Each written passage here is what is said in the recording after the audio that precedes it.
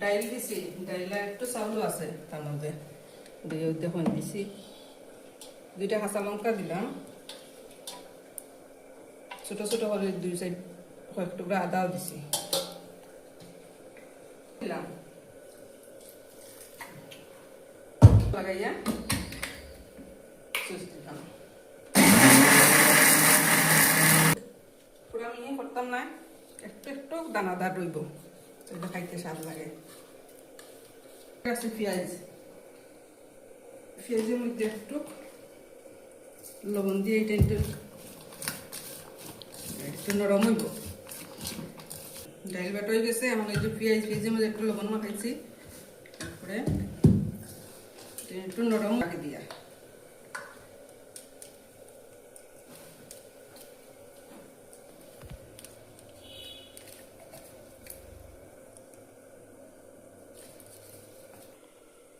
পরিমাণ মতো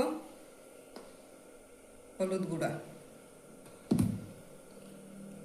একটু মরিচের গুঁড়া,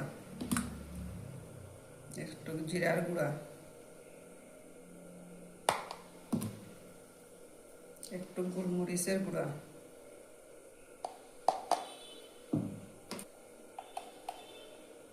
গরম মশলার গুঁড়া, গোলমরিচের গুঁড়া সব কিছু দিলাম পরিমাণ মতো।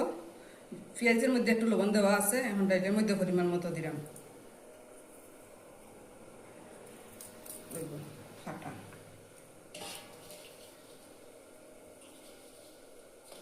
ভালো করে মিশাইব, মিশানি হয়ে গেছে, এখন কি সুন্দর হয়েছে মিশানি। এখন কড়াই বয়াই দিই,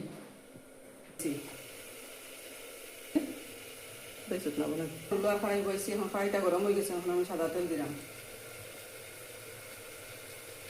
আগুনটা একটু কমাই দিলাম, কমাইয়া বড়াটাই দিই ছোট ছোট করিয়া, হয়তো না যতটা ধরে কয়েকটা দিলাম। আগুনের আঁচটা কমাইয়া দিছি, না বাইর হইব ভিতর হইতো না, একটু কম আগুন হয়ে গেছে। এখন আরেক সাইড হইবার লাগে আমি উল্টাইয়া দিলাম,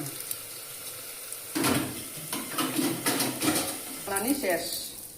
ওই তখন লামাই লিখছি সব তৈরি হয়ে গেছে ডাইলের বড়া।